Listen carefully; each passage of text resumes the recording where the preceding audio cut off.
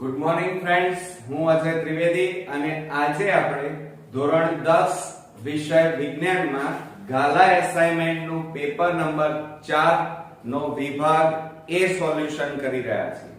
મિત્રો, વિભાગ એ માં હેતુલક્ષી એટલે કે વિકલ્પો, ખરા ખોટા, ખાલી જગ્યા અને 1 માર્ક્સના પ્રશ્નો અને જોડકા પૂછાય છે. એમાં જો સહેજ ભૂલ થઈ જાય તો આપણા માર્ક્સ કપાતા જાય અને એની અસર આખા રિઝલ્ટ ઉપર પડવાની છે.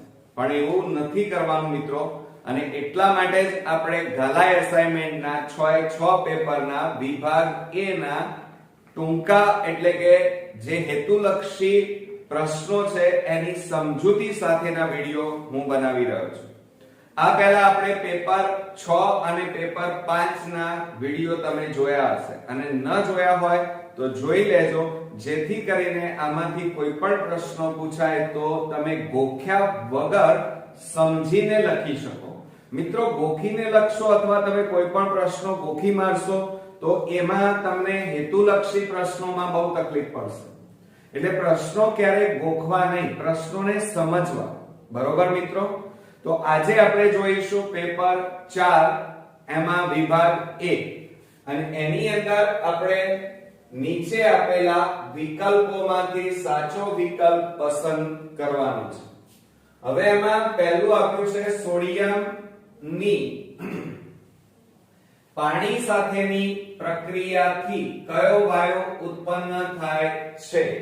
હવે સોડિયમ કીધું છે. જોજો, સોડિયમ એટલે સોડિયમ શું છે મિત્રો? ધાતુ કહેવાય. અને ધાતુની પાણી સાથે પ્રક્રિયા કે છે અંદર રકમમાં. જુઓ, સોડિયમ એટલે ધાતુ, ધાતુની પાણી સાથે પ્રક્રિયા કરીએ તો હંમેશા શું ઉત્પન્ન થાય? બેઝ. અને સાથે સાથે હાઇડ્રોજન વાયુ ઉત્પન્ન થાય. કયો વાયુ ઉત્પન્ન થાય? હાઇડ્રોજન. તો અહીંયા શું કહે છે? કયો વાયુ ઉત્પન્ન થાય છે? તો આ સમીકરણ ઉપરથી તમને ખબર પડી ગઈ હશે કયો વાયુ ઉત્પન્ન થાય છે? હાઇડ્રોજન. એટલે જવાબમાં આવશે આપણો અહીંયા વિકલ્પ બી, હાઇડ્રોજન એ આપણો સાચો જવાબ છે. હવે મિત્રો, તમારે મારી જોડે જોડે પહેલા આ વિકલ્પોમાં સાચો જવાબ કયો છે એ કોમેન્ટ્સમાં લખતા રહેવાનું, જેથી કરીને મને પણ ખ્યાલ આવી જાય કે તમને વિકલ્પો આવડી રહ્યા છે. હવે જુઓ, આલ્કલાઇન સંયોજનોનું સામાન્ય સૂત્ર કયું છે? હવે આલ્કલાઇન જોજો, આપણે જાણીએ છીએ એ પ્રમાણે આલ્કેન હોય, સમજો જરા, આને પૂછી નાખીએ છીએ. જો તમને આલ્કેન આપ્યું હોય તો CnH2n+2 આવે. આલ્કેન નું આ સામાન્ય સૂત્ર છે. પછી આલ્કીન આપ્યું હોય, શું આપ્યું હોય? આલ્કીન. તો એનું સૂત્ર શું થાય? CnH2n થાય. બરોબર? અને જો આલ્કલાઇન આપ્યું હોય એટલે કે આપણને અહીંયા કયું પૂછ્યું છે? આલ્કલાઇન. બે ઓછા કરતા જવાનું તો શું થાય? CnH2n-2. બે બાદ કરી નાખ્યા. ખ્યાલ આવ્યો? એટલે કહેવાનો મતલબ શું છે કે અહીંયા આપણને માંગ્યું શું છે? આલ્કલાઇન સંયોજનોનું સામાન્ય સૂત્ર કયું છે? તો આલ્કલાઇન નું સામાન્ય સૂત્ર કયું થશે આ ત્રણમાંથી? તો CnH2n-2 થશે. ઓકે, તો અહીંયા વિકલ્પ આપણો કયો સાચો આવશે? તો વિકલ્પ સી, CnH2n-2 એ તમારો સાચો જવાબ થશે. ત્યાર પછી પિત્તરસ ઉત્પન્ન કરવાનું કાર્ય શામાં થાય છે? હવે આપણે જાણીએ છીએ પાચન ક્રિયાની અંદર, દાખલા તરીકે મોંની અંદર લાળ ગ્રંથિ હોય તો લાળ રસ ઉત્પન્ન કરે. બરોબર? જઠર હોય તો જઠર રસ ઉત્પન્ન કરવામાં આવે છે. તે ઉપરાંત સ્વાદુપિંડ હોય તો સ્વાદુ રસ ઉત્પન્ન થાય. તે ઉપરાંત યકૃત હોય તો યકૃત રસ ઉત્પન્ન થાય. એમ અહીંયા આપણને પિત્ત રસ માંગેલો છે, તો પિત્ત રસ હંમેશા પિત્તાશયમાંથી ઉત્પન્ન થાય. એટલે સાચો જવાબ આપણને આવશે વિકલ્પ એ પિત્તાશય, અને પિત્તાશયમાંથી શું ઉત્પન્ન થાય છે? પિત્ત રસ ઉત્પન્ન થાય છે. ઓકે, ક્લિયર થયું? ચોથા નંબરમાં નીચેના પૈકી કયો ઉર્જા સ્ત્રોત, જોજો સૌર ઉર્જામાંથી મળેલ નથી.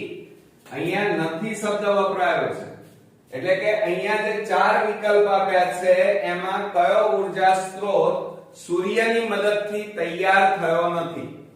તો હવે જુઓ, આ ભૂતાપીય ઉર્જા એક એ સમજો. ભૂતાપીય ઉર્જા એટલે ભૂ એટલે જમીન, જમીનની અંદરની જે ઉર્જા છે એ સૂર્યની મદદથી મોટા ભાગે થાય છે.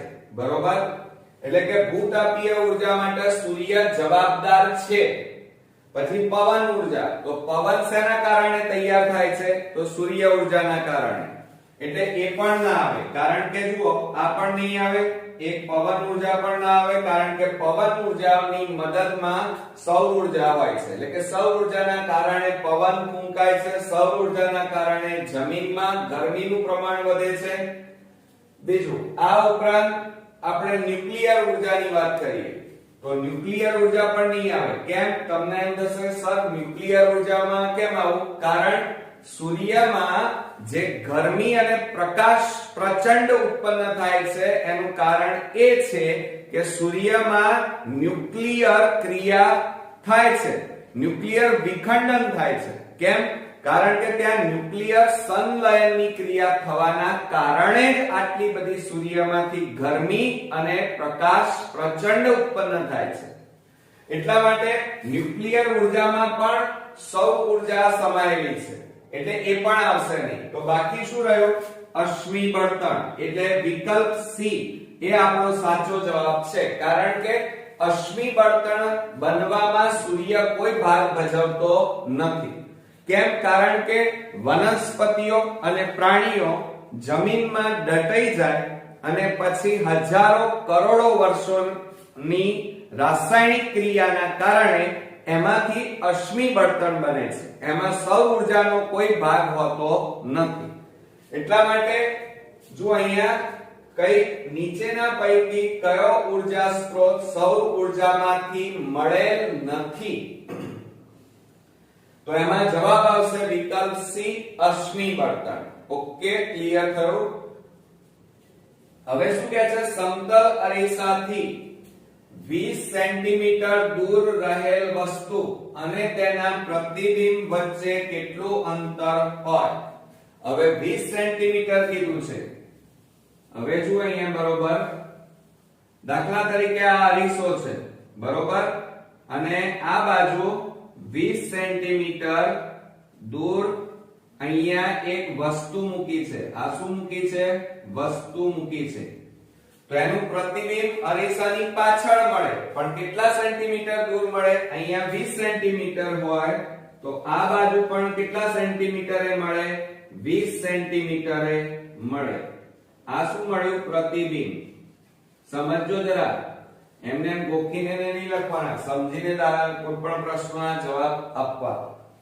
એટલે જુઓ, આ અરીસાથી વસ્તુ કેટલા સેન્ટીમીટર છે? 20. તો અરીસાની પાછળ એટલા સેન્ટીમીટર દૂર પ્રતિબિંબ મળે. તો અહીંયા શું પૂછ્યું છે? તો સમતલ અરીસાથી 20 સેન્ટીમીટર રહેલી વસ્તુ અને પ્રતિબિંબ વચ્ચે કેટલું અંતર છે? એટલે કે આ વસ્તુ અને પ્રતિબિંબ વચ્ચે કુલ અંતર કેટલું થયું? બોલો ચલો. આ બંને વચ્ચે કુલ અંતર 20 + 20, એટલે કુલ અંતર કેટલું થાય? 40 સેન્ટીમીટર થાય. કેટલું અંતર થાય મિત્રો? 40 સેન્ટીમીટર. ખ્યાલ આવ્યો ને? તો અહીંયા આપણો જવાબ થશે ડી, વિકલ્પ ડી, 40 સેન્ટીમીટર એ આપણો સાચો જવાબ થશે. બરોબર? હવે છઠ્ઠામાં જોઈએ કે ચોમાસામાં મેઘધનુષ્ય ક્યારે અને કઈ દિશામાં દેખાય? ચોમાસામાં મેઘધનુષ્ય ક્યારે દેખાય? સાંજે, દિવસે, બપોરે કે રાત્રે? અને કઈ દિશામાં? એટલે કે પૂર્વ, પશ્ચિમ, ઉત્તર, દક્ષિણ દેખાય. તો અહીંયા ચાર વિકલ્પો આપણને આપેલા છે. હવે તમે સમજો, દાખલા તરીકે આ એક માણસ છે, બરોબર, આ એક વ્યક્તિ છે અને એની પાછળ આ શું આવેલું છે? સૂર્ય આવેલો છે, એમ સમજી લો. બરોબર? તો મેઘધનુષ્ય કઈ દિશામાં થાય? હંમેશા સાંજે. ધ્યાન રાખજો કે સાંજે આપણે ઊભા હોઈએ તો સાંજે હંમેશા સૂર્ય આપણી પીઠ પાછળ હોય. પીઠ પાછળ એટલે કઈ દિશામાં? પશ્ચિમ દિશામાં આવે. કઈ દિશામાં આવે? પશ્ચિમ દિશામાં. હવે હું અહીંયા ઊભો છું, સમજો જરા. તો સૂર્ય કઈ દિશામાં સાંજે હોય? પાછળની બાજુએ, પશ્ચિમ દિશામાં. તો મેઘધનુષ્ય મારી સામેની બાજુએ અહીંયા તૈયાર થાય. એટલે આ રીતે આ મેઘધનુષ્ય આખું તમારું તૈયાર, આ રીતે પટ્ટા સ્વરૂપે તૈયાર થાય.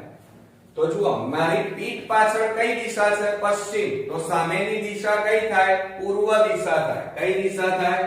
પૂર્વ દિશા થાય. એટલે સાંજે સૂર્ય પશ્ચિમ દિશામાં હોય તો મેઘધનુષ્ય કઈ દિશામાં રચાય? પૂર્વ દિશામાં. તો આ ત્રણેયમાં સાચો વિકલ્પ કયો છે? જુઓ, તો સાંજનો સમય છે. તો સાંજનો સમય હોય તો સાંજે મેઘધનુષ્ય કઈ દિશામાં છે? પૂર્વ દિશામાં.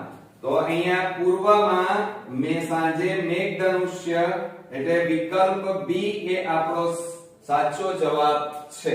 ખ્યાલ આવ્યો ને મિત્રો? તો હવે આપણે ખાલી જગ્યા જોઈએ. ફ્રેન્ડ્સ, આપણે નેક્સ્ટ જોઈએ ખાલી જગ્યા. પ્રોપેનનું આણ્વીય સૂત્ર ખાલી જગ્યા છે. હવે જો અહીંયા આપણને પ્રોપેન પૂછ્યું છે. શું પૂછ્યું છે? પ્રોપેન. અને એમાં આપણને એમ કીધું છે ખાલી જગ્યામાં, અહીંયા જુઓ, એનું અણુ સૂત્રમાં બે ઓપ્શન આપ્યા છે, C3H7 અને CH3COCH3. બરોબર? તો હવે પ્રોપેનોન એટલે પાછળ અહીંયા પ્રોપેનમાં પાછળ પ્રત્યય કયો લાગશે? પ્રોપેન. એટલે સમજો જરા, કારણ કે સમજ્યા વગર તમે કોઈ પણ રાસાયણિક સૂત્ર ન લખી શકો. પ્રોપેન એટલે પાછળ પ્રત્યય કયો લાગે છે? N પ્રત્યય લાગે છે. કયો પ્રત્યય લાગે છે? N. પ્રોપેન, મિથેન, બ્યુટેન, હેક્સેન, એ રીતે. બરોબર? તો હવે અહીંયા પ્રોપેન છે. હવે N એટલે તમારે કયો અહીંયા કયું સંયોજન લખાશે? કીટોન. કીટોન એટલે C ડબલ બોન્ડ O, એટલે CO સંયોજન હોય. હવે આમાં CO સંયોજન શેમાં છે? જો આ રહ્યું CH3COCH3. બરોબર? એટલે કહેવાનો મતલબ એ છે કે પ્રોપેનનું આણ્વીય સૂત્ર શું થશે? CH3COCH3 થાય. બરોબર? તો આપણે અહીંયા લખીશું CH3COCH3. ઓકે? હવે ઘણા સ્ટુડન્ટ શું કહેશે કે C3H7OH કેમ ન થાય? એનું કારણ છે, કારણ કે અહીંયા જુઓ, આપણને પ્રોપેનોલ આપણને નથી આપ્યું મિત્રો. શું? પ્રોપેનોલ નથી, એટલે કે પાછળ ઓલ પ્રત્યય નથી લાગતો. બરોબર? અહીંયા આપણને જુઓ પાછળ કયો પ્રત્યય છે? OH. OH એટલે કયો પ્રત્યય લાગે? ઓલ પ્રત્યય લાગે. અને આ સૂત્ર ક્યારે આવે? જ્યારે તમને અહીંયા પ્રોપેનોલ એમ કીધું હોય તો જ આ સૂત્ર આવે. ખ્યાલ આવ્યો? અહીંયા આપણને પ્રોપેન કીધું છે. પ્રોપેનમાં પાછળ, નામની પાછળ N પ્રત્યય લાગે, અને N હોય તો કીટોન પ્રત્યય લાગશે, સમૂહ આવશે. અને કીટોન હોય એટલે CO સમૂહ. આપણે આ બંને સૂત્રોમાંથી કયામાં છે? તો CH3CO. CH3 એટલે આપણું અહીંયા આણ્વીય સૂત્ર બનશે એસીટોન. હવે આ એસીટોન કહેવાય. આનું નામ શું છે? એસીટોન. અને એનો આપણે શેમાં ઉપયોગ કરીએ છીએ? નેલ મૂવર તરીકે. એટલે કે છોકરીઓ નેલ પોલિશ ને ભૂસવા માટે નેલ રિમૂવર તરીકે એનો ઉપયોગ કરે છે. ઓકે? 8મા નંબરમાં જોઈએ, એક તત્વનો પરમાણ્વીય ક્રમાંક 9 છે. હવે તમને અમુક વસ્તુઓ તો યાદ હોવી જોઈએ આવર્ત કોષ્ટકની અંદર, કે 9મા જેનો પરમાણુ ક્રમાંક 9 હોય એ તત્વ કયું? તો તમે કહેશો ફ્લોરિન. જુઓ, સમજો જરા કે જેનો પરમાણ્વીય ક્રમાંક 9 હોય એવું તત્વ કયું આવે? ક્લોરીન આવે. આ યાદ રાખજો. જેનો પરમાણુ ક્રમાંક કયો છે? 9. એટલે એનું ધ્યાન રાખો. ઇલેક્ટ્રોનીય બંધારણ કયું થશે? તો 2 7 0 થાય. બરોબર. હવે તમારે શું કરવાનું? તો તે તત્વ આધુનિક આવર્ત કોષ્ટકના ખાલી જગ્યા સમૂહમાં આવેલું છે. તો તમને કેવી રીતે ખબર પડે? તો હંમેશા પરમાણુ ક્રમાંક આપેલો હોય. કેટલો આપ્યો છે? 9. બરોબર. તો એની ઇલેક્ટ્રોનીય પરમાણુ ક્રમાંક આપેલો છે. તો ઇલેક્ટ્રોન રચના શું થાય? 2 7 0. ઓકે, એટલે કે 2 7 થાય. તો આ જે આવ્યા 7 એમાં હંમેશા 10 ઉમેરી દેવાના. કેટલા ઉમેરવાના? 10. એટલે 10 ઉમેરો તો 10 ને 7 કેટલા થાય? 17. તો 17મા નંબરનું ધ્યાન રાખજો. કયા નંબરનું? 17મા નંબરનું. એટલે કે આ ક્લોરીન તત્વ આધુનિક આવર્ત કોષ્ટકના 17મા સમૂહમાં આવેલું છે. એટલે યાદ રાખજો. કેવી રીતે કર્યું એ ખ્યાલ આવે ને તમને? એટલે આપણો જવાબ આવશે 17મા સમૂહમાં આવેલું છે. Okay, clear? ધ્યાન રાખજો. હવે શું કહે છે? કોષીય શ્વસન દ્વારા મુક્ત થતી ઊર્જા તરત જ ખાલી જગ્યા નામના અણુના સ્વરૂપમાં સંચય થાય છે. સંચય એટલે સંગ્રહ. તમે જે ખોરાક ખાવ છો દિવસ દરમિયાન, એ ખોરાકમાંથી ઊર્જા આપણા શરીરની અંદર એટીપી સ્વરૂપે સંગ્રહ થાય છે. શેના સ્વરૂપે થાય છે? એટીપી. સમજો જરા. એટલે આપણો જવાબ આવશે એટીપી. હવે એટીપી નું પૂરું નામ શું થાય? એડિનોસાઇન ટ્રાઇફોસ્ફેટ થાય. ઓકે. હવે તમને એમ થાય કે સર એડીપી કેમ ના થાય? તો એડીપી એ કોઈ આ શું છે? જુઓ, એટીપી એ ખોરાક ઊર્જાનો આ એટીપી એ શું છે? તો એક્ચ્યુઅલી એ ઊર્જાનો અણુ છે અને એનું વિઘટન થાય એટલે એટીપી નું એક અણુ છૂટો પડે, એમાંથી ફોસ્ફેટનો એક અણુ છૂટો પડે એટલે શું બની જાય? એડિનોસાઇન ડાયફોસ્ફેટ. આ એટીપી એટલે ટ્રાય એટલે ફોસ્ફેટના 3 અણુ આવેલા હોય. કેટલા અણુ આવેલા હોય? 3 અણુ આવેલા હોય તો એટીપી કહેવાય. એટલે એટીપી એ ઊર્જાનો સ્ત્રોત છે, અણુ છે. તો એટીપી માંથી એક ફોસ્ફેટનો અણુ છૂટો પડી જાય એટલે 2 ફોસ્ફેટના અણુ બાકી રહે. એટલે આને એડિનોસાઇન શું કહેવાય? ડાયફોસ્ફેટ કહેવાય. હવે જો આ એડીપી માંથી પાછો એક ફોસ્ફેટનો અણુ છૂટો પડી જાય એટલે શું વધે? એએમપી. એટલે કે એડિનોસાઇન મોનોફોસ્ફેટ બને. બરોબર. આમાં ઊર્જા ઓછી હોય, એના કરતા આમાં વધારે, અને સૌથી વધારે શેમાં હોય? એટીપી માં. એટલે એટીપી એટલે એડિનોસાઇન ટ્રાઇફોસ્ફેટ. હવે 10મા નંબરમાં જોઈએ કે પુષ્પમાં ફલન બાદ અંડક ખાલી જગ્યામાં પરિવર્તિત થાય છે. તો યાદ રાખજો કે પુષ્પમાં ફલન બાદ અંડક હંમેશા શેમાં રૂપાંતર પામે? બીજમાં રૂપાંતર પામે. શેમાં રૂપાંતર પામશે? બીજમાં.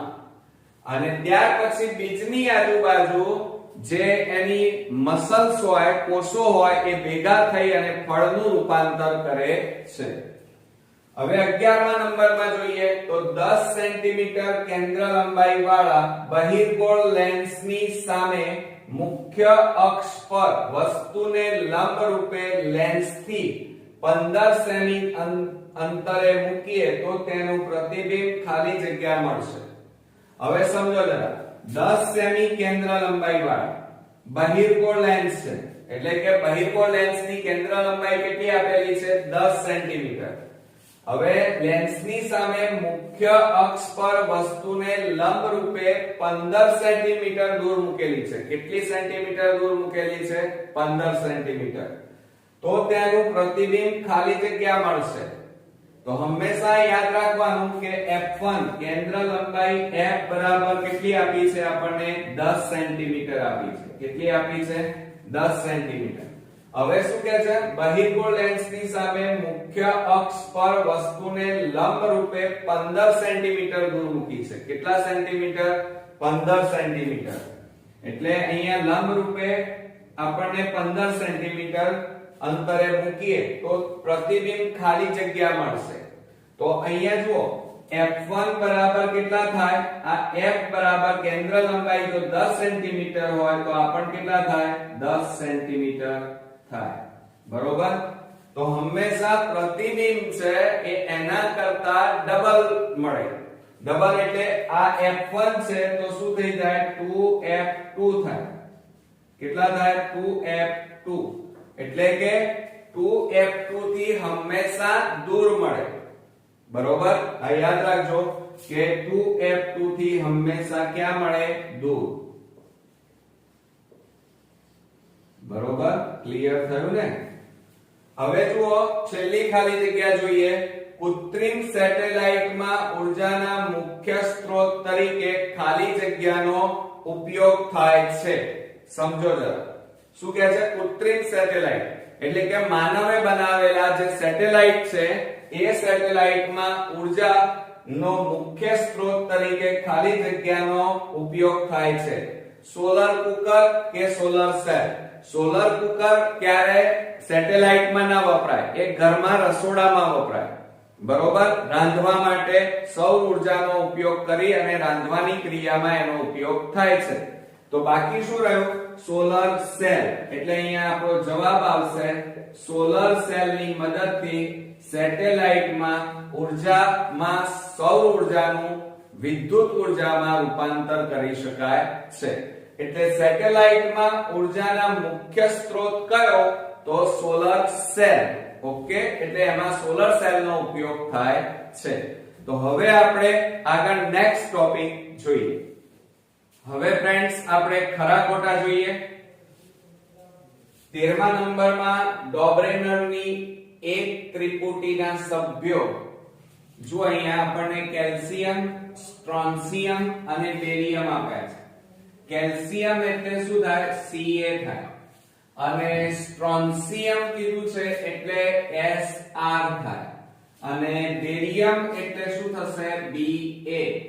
અને આ ત્રણે એ ડોબ્રેનરની એક ત્રિપુટીના સભ્યો છે. તો આ વાત સાચી છે કે ખોટી? તો આવર્ત કોષ્ટકની અંદર ડોબ્રેનરની જે આવર્ત કોષ્ટકમાં આપણે જોઈશું તો એમાં ડોબ્રેનરની ત્રિપુટીના સભ્યો કેલ્શિયમ, સ્ટ્રોન્શિયમ અને બેરિયમ છે.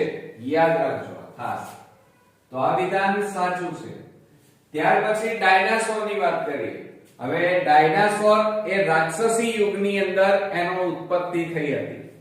આ ડાયનાસોરના પીંછાનો ઉપયોગ ઠંડા હવામાન સામે અવાહક પડ તરીકે થયો હતો. સાચું કે ખોટું?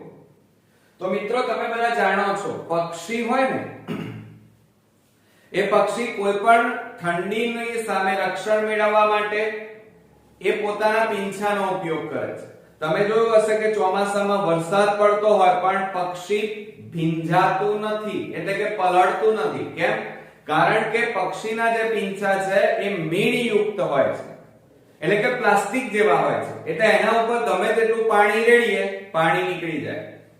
તો અહીંયા ડાયનાસોરના જે પીંછા હતા એ મીણયુક્ત હતા અને પહેલા જે ઠંડુ વાતાવરણ હતું, ઠંડુ હવામાન હતું, એની સામે રક્ષણ માટે એનો ઉપયોગ કરતા. પરંતુ ત્યાર પછી જે એની પીંછા હતા એ પીંછાનો ત્યાર પછી જેમ જેમ સમય ગયો એમ ડાયનાસોર પછીના જે પક્ષીઓ હતા એમણે પીંછા તરીકે ઉડવા માટે એનો ઉપયોગ કર્યો હતો. ઓકે? ક્લિયર થયું? એટલે ડાયનાસોરના પીંછા નો ઉપયોગ ઠંડા હવામાન એટલે કે ઠંડી સામે રક્ષણ મેળવવા માટે અવાહક પડ તરીકે થાય છે. આ વિધાન સાચું છે. ત્યાર પછી અંતર્ગોળ લેન્સની કેન્દ્ર લંબાઈ ઋણ લેવામાં આવે છે. તો આ વાત પણ સાચી છે. કેમ? મેં તમને સમજાવ્યું હતું. ખ્યાલ હોય તો તમે આ રીતે આપણે અંતર્ગોળ લેન્સ દોરીએ અને એની આ કઈ બાજુ કહેવાય? ડાબી, અને આ જમણી બાજુ કહેવાય. તો ડાબી બાજુએ જેમ જેમ જાઓ એમ એમ મોટા ભાગે એનું મૂલ્ય કેવું આવે? નેગેટિવ આવે, એટલે કે ઋણ મૂલ્ય આવે. એટલે કે અંતર્ગોળની જે કેન્દ્ર લંબાઈ હોય એ હંમેશા કેવી હોય? ઋણ હોય. તો આ વિધાન પણ આપણું કેવું છે? સાચું. ત્યાર પછી સૂર્ય અને અન્ય તારાઓમાં ન્યુક્લિયર સંલયન પ્રક્રિયા વિશાળ ઊર્જાનો સ્ત્રોત છે. તો મિત્રો તમે બધા જાણો છો કે સૂર્યમાંથી આપણને પુષ્કળ પ્રમાણમાં ઊર્જા એટલે કે ગરમી અને પ્રકાશ પ્રાપ્ત થાય છે. સૂર્ય એ ધગધગતો અંગારો છે. તો એનું કારણ શું? તો એનું કારણ એ છે કે સૂર્ય અને તારાઓની અંદર ન્યુક્લિયર વિખંડનની ક્રિયા એટલે કે ન્યુક્લિયર સંલયનની ક્રિયા થાય છે, જેના કારણે પુષ્કળ પ્રમાણમાં ઊર્જા એટલે ગરમી અને પ્રકાશ ઉત્પન્ન થાય છે. તો આ વિધાન પણ આપણું કેવું છે? સાચું છે. તો મિત્રો અહીંયા જુઓ બધા વિધાનો સાચા છે. એટલે ધ્યાન રાખવાનું કે મોટાભાગના સ્ટુડન્ટ્સ ખરું ખોટું એ રીતે વિચાર્યા વગર ગમે તેમ જવાબ લખે છે. તો આવી રીતે બધા જ ખરા પણ હોઈ શકે અને બધા ખોટા પણ અહીંયા મૂકી શકે તમને ફસાવવા માટે. એટલે ખાસ ધ્યાન રાખવાની. હવે આપણે જોઈએ પ્રશ્નોના જવાબ. પહેલું છે માનવ મગજનો સૌથી મોટો અને મહત્વપૂર્ણ ભાગ કયો? માનવ મગજના બે ભાગ છે, એક નાનું મગજ, બીજું મોટું મગજ. બરોબર? મોટા મગજને આપણે શું કહીએ છીએ? બૃહદ મસ્તિષ્ક કહીએ છીએ. શું કહીએ છીએ? બૃહદ મસ્તિષ્ક. એટલે એને શું કહેવાય? મોટું મગજ કહેવાય. કયું મગજ કહેવાય? મોટું મગજ. ઓકે, આ મગજનો મહત્વપૂર્ણ ભાગ છે. ત્યાર પછી 18મા નંબરમાં ઉપાર્જિત લક્ષણો એટલે શું? ઉપાર્જિત એટલે શું? તો આપણે જન્મથી મૃત્યુ સુધી જુદી જુદી ક્રિયાઓના અંતે આપણા શરીરમાં જે નવા લક્ષણો ઉમેર્યા કે જે મા-બાપ તરફથી વારસામાં મળતા નથી, એવા લક્ષણોને ઉપાર્જિત કહેવાય. દાખલા તરીકે તમે સમજો, તમે ક્રિકેટમાં હોશિયાર બન્યા. હવે તમારા પપ્પાને તો ક્રિકેટ આવડતું જ નથી, તો એ આનુવંશિક ના કહેવાય. તમને જે ક્રિકેટમાં તમે નવું શીખી રહ્યા છો એ બધું તમે અનુભવોથી શીખી રહ્યા છો. એને તમારા શરીરમાં તમારી ક્રિયાઓમાં તમે એને વણી લીધું છે. તો એ ઉપાર્જિત એટલે કે ઉત્પન્ન કરવું. એટલે માણસ કોઈ પણ સજીવ જન્મથી મૃત્યુ સુધી પોતાના જીવનકાળ દરમિયાન જુદી જુદી ક્રિયાઓ અને અનુભવોના અંતે જે નવા લક્ષણોનો ઉમેરો કરે છે એને ઉપાર્જિત કહેવાય. અને આ ઉપાર્જિત લક્ષણો મા-બાપ તરફથી વારસામાં મળતા નથી. ઓકે, ક્લિયર થઈ ગયું? અને આ હતા ઉપાર્જિત લક્ષણો વિશેની વ્યાખ્યા. ખાસ તૈયાર કરજો. ત્યાર પછી અશ્મિઓના અભ્યાસ કયા હેતુ માટે અગત્યનો છે? અશ્મિઓનો અભ્યાસ એટલા માટે મિત્રો કરવામાં આવે છે કે એ વખતે એટલે કે ડાયનાસોર યુગમાં ડાયનાસોર કેવા હતા, એ વખતની આબોહવા, તાપમાન, એ વખતની જમીન, એ વખતની વનસ્પતિ, સૂક્ષ્મજીવો, પક્ષીઓ, પ્રાણીઓ, આબોહવા, આ બધાનું અનુમાન કરી શકાય. એટલે કહેવાનો મતલબ કે અશ્મિઓના અભ્યાસ કોઈ જાતિ. હવે દાખલા તરીકે તમે કહેશો સર ડાયનાસોર, તો ડાયનાસોર તમે જોયા છે? ના, મેં પણ નથી જોયા. પણ આપણને ખબર કઈ રીતે પડી કે ડાયનાસોર આવા હશે? તમે જુરાસિક પાર્ક પિક્ચર જોયું હશે, તો એમાં ડાયનાસોર બતાવવામાં આવ્યા છે. તો એમને કેવી રીતે ખબર પડી? તો મિત્રો ડાયનાસોરના જે હાડપિંજર મળી આવ્યા, એના અશ્મિઓ મળી આવ્યા, એના અભ્યાસ ઉપરથી નક્કી કરવામાં આવ્યું કે એમની શરીર રચના, એમનો ખોરાક, એ વખતની આબોહવા, એ વખતની વનસ્પતિ, વેલા કેવા હશે એ નક્કી કરી શકાય છે. એટલે કે અશ્મિઓના અભ્યાસ કોઈ જાતિના ઉદ્વિકાસ તથા લુપ્ત જાતિઓની જાણકારીના હેતુ માટે અગત્યનો છે. લુપ્ત જાતિઓ કઈ? તો ડાયનાસોર હવે આપણે અત્યારે પૃથ્વી ઉપર નથી, પહેલા હતા, તો એ લુપ્ત જાતિ કહેવાય. બરોબર? એનાકોન્ડા પહેલા હતા, અત્યારે નથી, તો એ લુપ્ત જાતિ કહેવાય. બીજું તમે જોયું હશે કે દેડકો. દેડકાનું વૈજ્ઞાનિક નામ છે રાના ટાઇગ્રીના. બરોબર, અને મનુષ્યનું વૈજ્ઞાનિક નામ છે homo sapiens sapiens. Okay, clear? હવે દાખલા તરીકે આપણા પૂર્વજો કયા, તો તરત આપણે કહીશું કે આદિમાનવ હતા, ચિમ્પાન્જી, બરોબર, એ આપણા વાંદરા જેને આપણે કહીએ છીએ એ આપણા પૂર્વજો હતા. તો એ રીતે દેડકાના પૂર્વજો કયા, તો આ અશ્મિઓના અભ્યાસ ઉપરથી એવું નક્કી કરવામાં આવ્યું કે માછલી જેવા પૂર્વજોમાંથી પરિવર્તનના અંતે દેડકા જેવા પ્રાણીઓ ઉભયલિંગી અસ્તિત્વમાં આવ્યા હશે. ઓકે, ત્યાર પછી 20મા નંબરમાં જોઈએ ઓહમનો નિયમ, મોસ્ટ આઈએમપી, અને આ પ્રયોગ પણ ખાસ તૈયાર કરજો.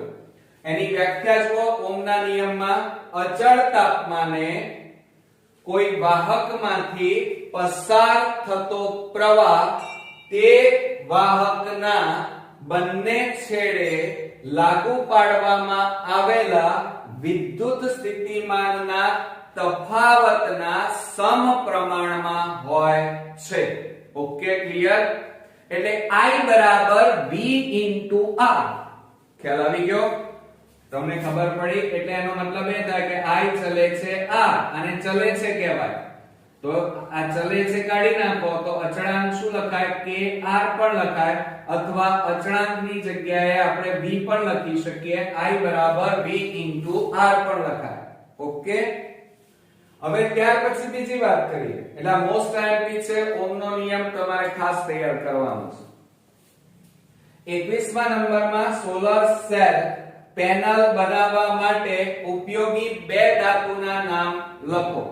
તો સોલર સેલ બનાવવા માટે બે ધાતુઓ કઈ વપરાય છે? એક તો સિલિકોન, જેને આપણે રેતી કહીએ છીએ, અને બીજી એક અગત્યની ધાતુ વપરાય છે જેને ચાંદી કહીએ છીએ. એટલે આ રીતે સિલિકોન એટલે Si અને સિલ્વર એટલે ચાંદી. આર્જેન્ટિનમ કહેવાય એનું વૈજ્ઞાનિક નામ. શું નામ થાય? સિલ્વરનું વૈજ્ઞાનિક નામ શું છે? આર્જેન્ટિનમ. ઓકે, એટલે આમાં જવાબમાં આવશે સિલિકોન અને ચાંદી. ત્યાર પછી આપણે 22મા નંબરમાં જોઈએ ઓઝોન ગર્ત એટલે શું. આપણે જાણીએ છીએ કે વાતાવરણની ઉપર ઓઝોનનું પડ આવેલું છે, જેના કારણે સૂર્યમાંથી અલ્ટ્રાવાયોલેટ કિરણો, યુવી કિરણો પૃથ્વી પર આવી શકતા નથી, જેના કારણે આપણે સરળતાથી જીવી શકીએ છીએ. જો આ યુવી કિરણો પૃથ્વી ઉપર સીધે સીધા આવી જાય તો આંખના પલકારામાં આખા સજીવો બળીને રાખ થઈ જાય. પરંતુ એવું નથી બનતું, કારણ કે સૂર્યમાંથી, સમજો જરા, આ સૂર્ય છે અને સૂર્યમાંથી આ જે યુવી કિરણો નીકળે છે એમને રોકવાનું કામ કયું પડ કરે છે? ઓઝોનનું પડ. અને આ ઓઝોનના પડ છે, એ પડના કારણે આ યુવી કિરણો ત્યાંથી જ સીધા પાછા જતા રહે છે, પૃથ્વી ઉપર આવતા નથી, અને એ રીતે આપણું રક્ષણ થાય છે. પરંતુ અત્યારે જે પ્રમાણે માણસ પ્રદૂષણ ફેલાવી રહ્યો છે, વાહનોના ધુમાડા, કારખાનાઓના ધુમાડા, આ બધાના, અને તે ઉપરાંત બળતણનો બેફામ ઉપયોગ, તો આ બધાના કારણે આ જે પડ છે એમાં મોટા ભાગે ખાડા પડી જાય છે, ગાબડા પડી જાય છે, છિદ્ર પડી જાય છે. એને આપણે એ છિદ્રને ઓઝોન ગર્ત કહેવામાં આવે છે. જુઓ, અત્યારે ઉનાળામાં ગરમી કેટલી બધી પડે છે ને મિત્રો, પણ પહેલા આટલી બધી ગરમી નહોતી. અત્યારે તમે જોઈ રહ્યા છો કે ઉનાળામાં પુષ્કળ ગરમી પડી રહી છે, અસહ્ય ગરમી પડી રહી છે. એનું કારણ છે આ ઓઝોન ગર્તના કારણે, જેના કારણે ગ્લોબલ વોર્મિંગ કહેવાય જાતું, જેના કારણે સૂર્યમાંથી હવે ઉર્જા વધારે જમીન ઉપર આવી રહી છે, જેના કારણે તાપમાન ઊંચું જઈ રહ્યું છે. તો મોટા પ્રમાણમાં ઓઝોન સ્તરમાં ઘટાડાની આવી ઘટનાને ઓઝોન છિદ્ર કહે છે અથવા ગર્ત કહે છે. ત્યાર પછી 23મા નંબરમાં આપણે જાણીએ છીએ ગંગા નદી. ગંગા સફાઈ યોજના શા માટે કરવામાં આવી? આપણે બધા જાણીએ છીએ કે આ પૃથ્વી ઉપર ગંગા નદી એ ક્યાંથી નીકળી હતી? શંકર ભગવાનની જટામાંથી નીકળી. હવે આ ગંગા નદીનું પાણી એ વૈજ્ઞાનિકો, નાસાના વૈજ્ઞાનિકો પણ થાકી ગયા. કેમ? કારણ કે તમે કોઈ પણ નદી, તળાવ, દરિયા, માટલાનું પાણી પણ લઈ લો, એને અઠવાડિયું રાખી મૂકો એટલે એમાં સૂક્ષ્મ જીવો, જીવજંતુઓ પડી જાય અને એવું પાણી પીવા લાયક રહે નહીં. બરોબર? પરંતુ આ પૃથ્વી ઉપર ગંગા નદી એક એવી પવિત્ર નદી છે. એનું પાણી પવિત્ર છે. કેમ? કારણ કે એ પાણીને લાખો વર્ષો સુધી એમના એમ મૂકી રાખવામાં આવે તો પણ એમાં કોઈ પણ પ્રકારના બેક્ટેરિયા કે વાયરસ જોવા મળતા નથી અને બધા જ વૈજ્ઞાનિકો એમાં ગોથા ખાઈ રહ્યા છે. કારણ એમાં એવું કયું તત્વ છે કે જે બેક્ટેરિયા, વાયરસને પ્રવેશ કરવા દેતું નથી? એ વૈજ્ઞાનિકો આજ સુધી શોધી શક્યા નથી. પરંતુ આ ગંગા નદીને માણસ પોતાની પ્રવૃત્તિઓના કારણે એને દૂષિત કરી રહ્યો છે, બગાડી રહ્યો છે અને એ ગંગાને સફાઈ કરવા માટે યોજના અહીંયા ઘડવામાં આવી છે કે કઈ પાણીની ગુણવત્તામાં સુધારો કરવા માટે અને ગંગાના પાણીમાં રહેલા રોગજન્ય કોલિફોર્મ બેક્ટેરિયા દૂર કરવા માટે. યાદ રાખજો, કોલિફોર્મ, એની અંદર જે બેક્ટેરિયા જોવા મળે છે કોલિફોર્મ, એ બેક્ટેરિયા દૂર કરવા માટે આ ગંગા સફાઈ યોજના ઘડવામાં આવી છે. અને હવે આ પ્રશ્નપત્રનો લાસ્ટ ક્વેશ્ચન 24મા નંબરનો જોડકા જોડો. એમાં વિભાગ A માં અવયવ આપ્યા છે 2 અને વિભાગ B માં એનું કાર્ય આપ્યું છે. તો એડ્રિનલ ગ્રંથિ મોટા ભાગે ક્યાં જોવા મળે? ચલો મને કહો. તો એડ્રિનલ ગ્રંથિ એ મૂત્રપિંડના અગ્ર છેડે જોવા મળે. આ યાદ રાખજો કે એડ્રિનલ ગ્રંથિ એ મૂત્રપિંડના અગ્ર છેડે. હવે તમને એમ થાય કે સર કઈ જગ્યાએ? તો આ જે આપણે દોરી રહ્યા છીએ એ શું છે? મૂત્રપિંડ. અને આ ઉપરના ભાગે તમે અહીંયા જે જોઈ રહ્યા છો આ ભાગ, એને શું કહેવાય? એડ્રિનલ ગ્રંથિ કહેવાય. એટલે મૂત્રપિંડના અગ્ર છેડે એડ્રિનલ ગ્રંથિ આવેલી છે. ત્યાર પછી પિટ્યુટરી ગ્રંથિ. પિટ્યુટરી ગ્રંથિ એ મગજમાં આવેલી છે. કઈ જગ્યાએ? માથામાં. માથાની અંદરના ભાગે. એટલે ત્રીજો નંબર આ આપણો જવાબ થશે. એટલે જુઓ, પિટ્યુટરી ગ્રંથિની સામે શું આવશે? માથામાં આવેલી છે. ઓકે, ખ્યાલ આવી ગયો મિત્રો? તો આ હતા આપણા ગાલા એસાઇનમેન્ટ પ્રશ્નપત્ર 4 ના હેતુલક્ષી પ્રશ્નો.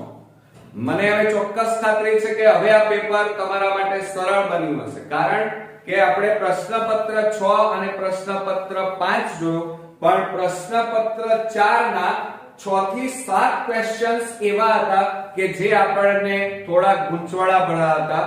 એટલે કે આપણને થોડા કોમ્પ્લિકેશન વાળા હતા. હું સમજુ છું, પરંતુ મિત્રો બોર્ડમાં આવા 24 માર્ક્સ માંથી 7 થી 8 પ્રશ્નો એવા પૂછવામાં આવશે કે જે આપણી નોલેજ બહાર હશે. તો મિત્રો ખાસ તૈયારી કરો અને આ પ્રશ્નપત્રોનું સોલ્યુશન ધ્યાનથી કરો. પ્રશ્નોના જવાબ ક્યારેય ગોખતા નહીં. બરોબર? એને સમજીને તૈયાર કરો. તો નેક્સ્ટ વિડિયોમાં આપણે પ્રશ્નપત્ર 3 સાથે ફરી મળીએ. ત્યાં સુધી ગુડ નાઈટ મિત્રો.